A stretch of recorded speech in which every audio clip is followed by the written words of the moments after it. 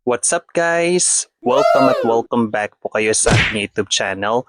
And for today's video is meron akong tutorial na isi-share sa inyo kung paano nga ba mag-transfer ng video file from computer to your smartphone nang hindi ka gumagamit ng cable wires, Bluetooth connection at iba pang third-party apps. So, itong ituturo ko sa inyo is the most easiest way. So kapag ka-interested kayo, please keep on watching until the end of this video. So without any further ado, let's get started.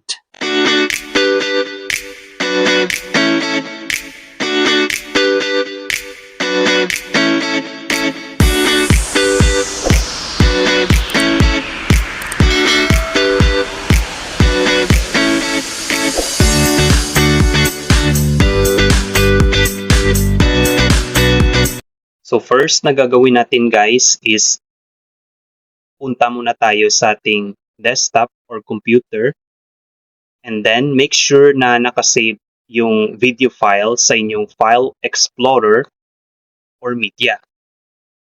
Yung video na gusto ninyong i-transfer from your computer to your smartphone.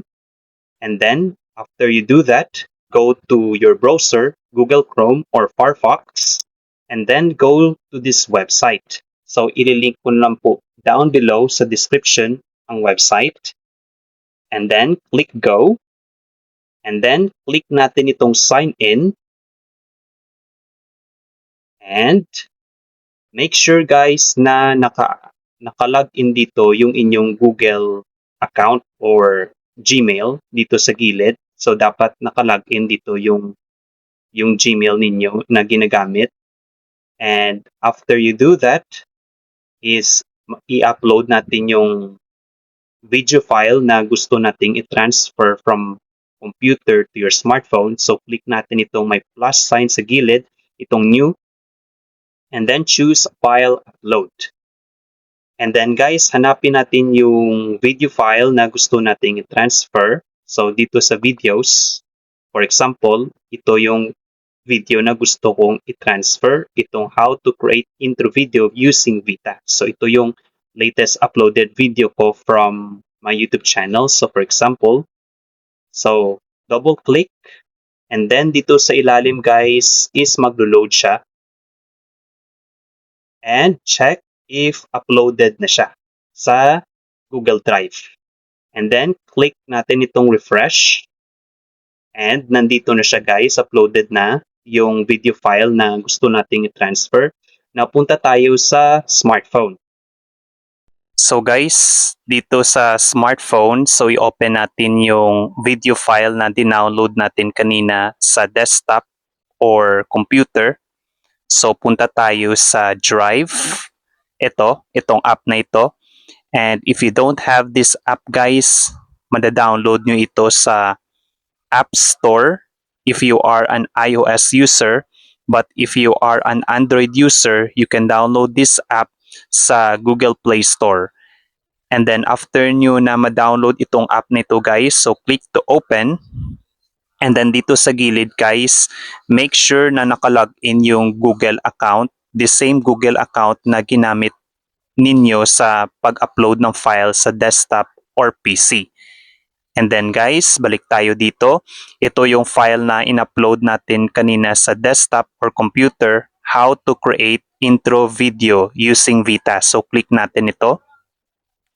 Ito yon.